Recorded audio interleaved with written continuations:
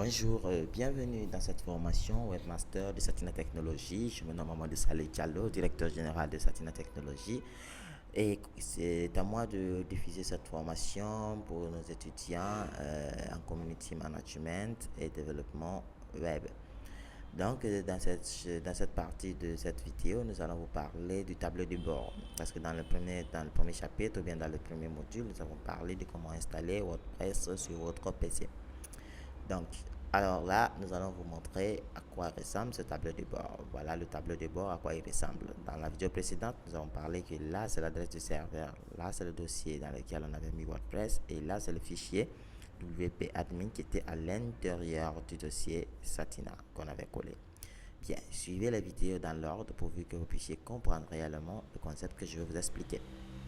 Ici, on a l'interface du tableau de bord WordPress et nous avons une première partie ici qui est le menu, d'accord, le menu latéral, et nous avons un autre menu qui est vertical. Donc, on va commencer par vous montrer comment se connecter et se déconnecter de votre site internet, bien de votre site en local. Donc, vous venez à l'extrémité ici et vous touchez ce bouton en vous disant se déconnecter. Vous êtes en train de vous déconnecter de votre site internet. Donc, bien, on s'est déconnecté de notre site en local, de notre site internet en local, et on est tombé sur cette page. Mais imaginons qu'on enlève tout ce lien qui est derrière. On a pointé vers le serveur et on a pointé vers le dossier de notre WordPress. Suivez la vidéo dans l'ordre pour pouvoir comprendre ce que je fais. Donc là, si je clique, qu'est-ce qui se passe? J'ai ouvert mon site. Actuellement, je ne peux pas accéder au tableau de bord, n'est-ce pas? Donc pour accéder à ce tableau de bord, il faut qu'on indexe le fichier WP admin ou bien le fichier WP login qui ont été expliqués dans la vidéo précédente. Donc, qu'est-ce que je fais? Je fais WP et j'ajoute tiret et je mets admin. Ça veut dire que je veux le fichier qui s'occupe de l'administration. Alors là, on me fait tomber sur un autre site appelé WP Login. Et dans ce site, qu'est-ce que je vais faire? Là, je vais mettre juste mes coordonnées, admin et admin que j'avais créé lors de la vidéo précédente. Là, je me connecte. Et voilà, le tableau de bord, il est là. Sans problème et sans ambiguïté. Donc, ici, on est au tableau de bord. On va continuer. Là, on a appris comment se déconnecter et de se connecter. Ensuite, nous avons quelque part ici où modifier son profil. Cela veut dire, le jour où on veut changer de mot de passe, on peut passer par là si nous désirons, en cliquant sur modifier mon profil. Et là, on nous demande, et si on voulait désactiver l'éditeur visuel? Ben non, on ne veut pas le désactiver.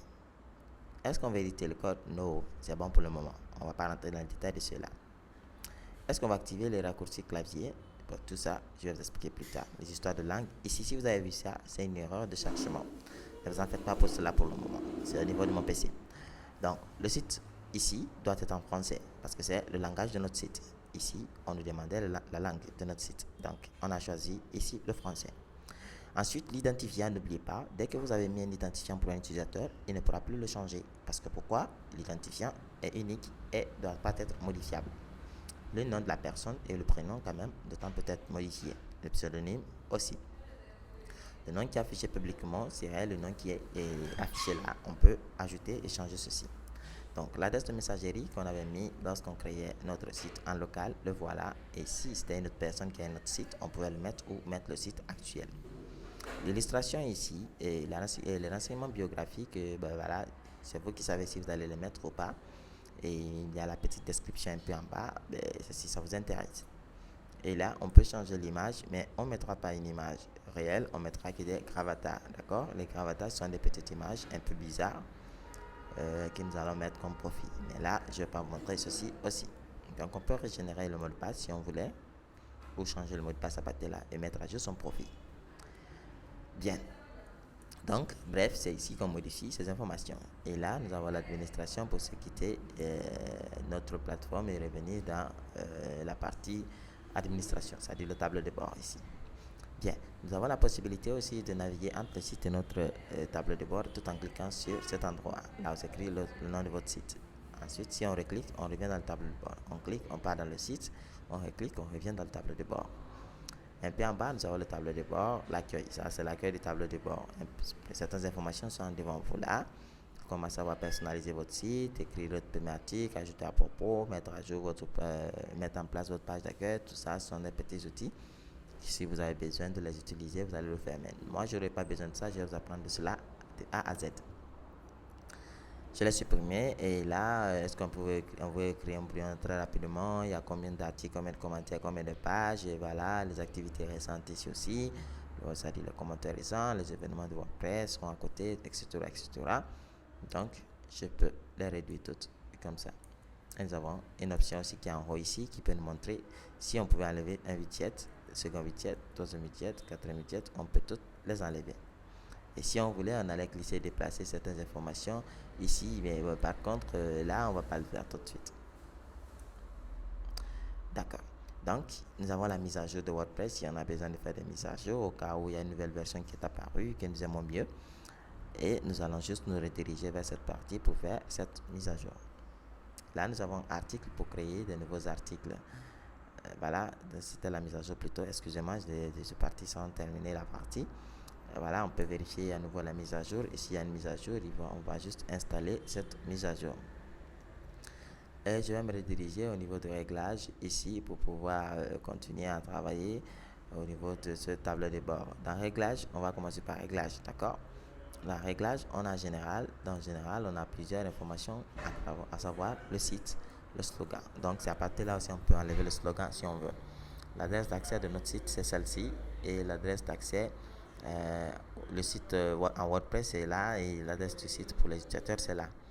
On peut aussi changer l'adresse email de récupération.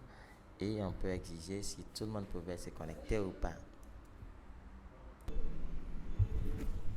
Bien.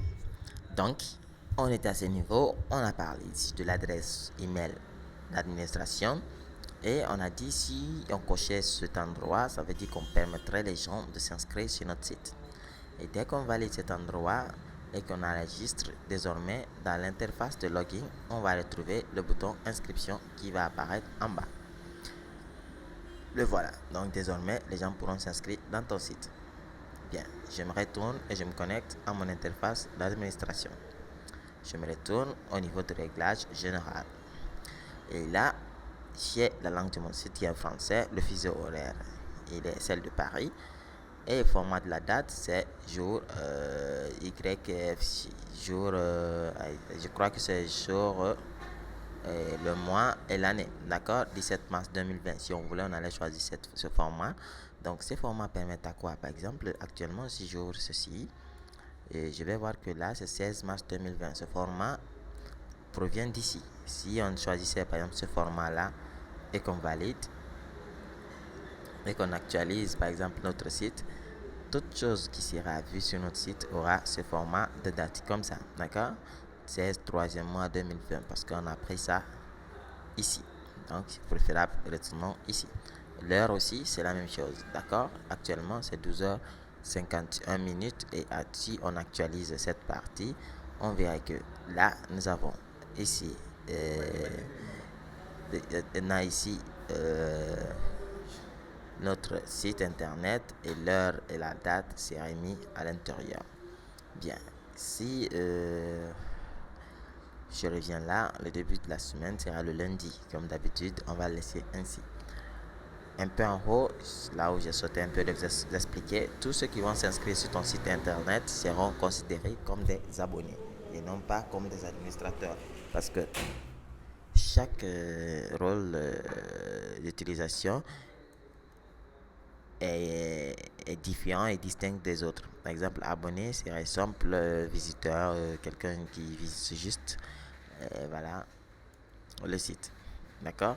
Bien. Au niveau d'écriture, nous avons quelque chose qu'on appelle là la catégorie par défaut des articles. Ça, c'est la catégorie par défaut au cas où on oublie les catégories d'articles. L'explication viendra devant. Le format par défaut des publications, c'est un format qui doit prendre les publications par défaut. Mais moi, je laisse par défaut. Donc, les publications restent telles qu'elles sont. L'explication viendra plus tard. Et là, c'est publié par email. Pour publier dans WordPress par email, vous devez définir un compte de messagerie secrète avec un accès POP3. Tous les messages reçus à cette adresse seront publiés. Il vaut mieux garder cette adresse à l'abri de regards indiscrets. Voici 3 chaînes aléatoires que vous pourrez utiliser. D'accord? Voilà. Donc on peut utiliser aléatoirement. Donc là, on va créer une messagerie. Par exemple, on peut taper serveur serveur Gmail POP3. Serveur Gmail POP3, si je le lançais, je verrai ici, voilà, les informations adéquates pour celle-ci. Voilà, par exemple, je peux dire POP3, il est là, ou bien celle-là. Voilà, je préfère celle-là. Je vais l'ouvrir. Voilà, je sais pas si mon internet va me permettre beaucoup. Donc, on va attendre qu'il s'ouvre. Alors, si on l'ouvre, on aura besoin ici du serveur de messagerie, du port, de l'identifiant et du mot de passe. Si cette adresse email reçoit un message, elle sera automatiquement publiée sur notre site internet. Donc voilà l'autre, je peux prendre l'autre qui est là, je le copie et là je vais le mettre au niveau du serveur de messagerie. Et un peu en bas, on a les ports que je vais prendre, que je vais copier et coller au niveau du port. Et je vais chercher maintenant mon identifiant et mon mot de passe. Là, je vais juste mettre mon email et mon mot de passe à l'intérieur. Là, par exemple, je peux dire test satina.tech.net et mon mot de passe, je peux le donner le mot de passe que je veux. C'est-à-dire le mot de passe de l'email, hein, c'est pas le mot de passe que tu veux, le mot de passe de l'email qui est là.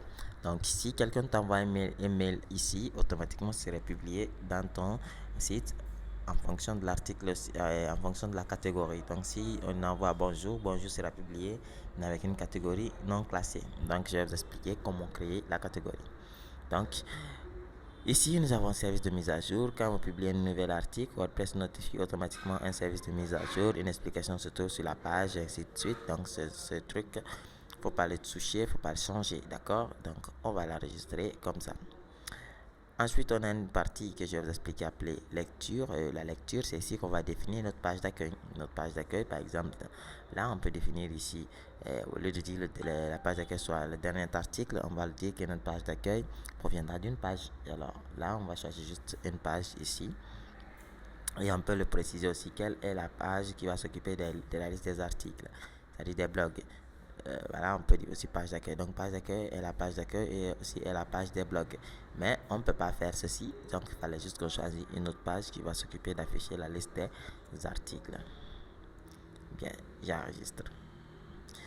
Et ici, nous avons les pages, le nombre de pages qui doivent être affichées, le flux des pages et inclus dans chaque publication le flux, etc. etc. C'est-à-dire là, chaque article doit être accompagné de ce texte complet ou bien de l'extrait. Moi, je préfère le faire accompagner de l'extrait. Et là, je vais dire qu'ils sont visibles par le moteur de recherche, donc je ne coche pas celle-ci. J'enregistre. Donc là, je viens directement au niveau du permalien. Au niveau du permalien, nous avons ici plusieurs réglages à faire. Le premier réglage, ici, nous avons la date. Par exemple, le permalien, c'est quoi? Et actuellement, si on regarde notre site et qu'on accède, par exemple, à un article, regardez le lien, le serveur, le dossier, plus voilà le permalien. Pourquoi le lien est si complexe que celle-ci? Si je réfère à le permalien, je verrai que c'est la date qui prend. Mais imaginons, si je choisissais le permalien simple, donc mon site serait le 127.0.0.1 plus le dossier suivi d'un point d'intégration épais et un chiffre aléatoire. Donc, je vais enregistrer et je vais retourner et recliquer sur mon article. Automatiquement, il me dit que l'article là n'est plus accessible parce que je viens de changer le permalien. Donc, je vais juste cliquer sur quelque chose d'autre. Il est là.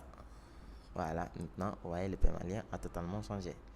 Maintenant, le lien en haut a changé. Donc, le permalien permet de reformater le lien de notre site.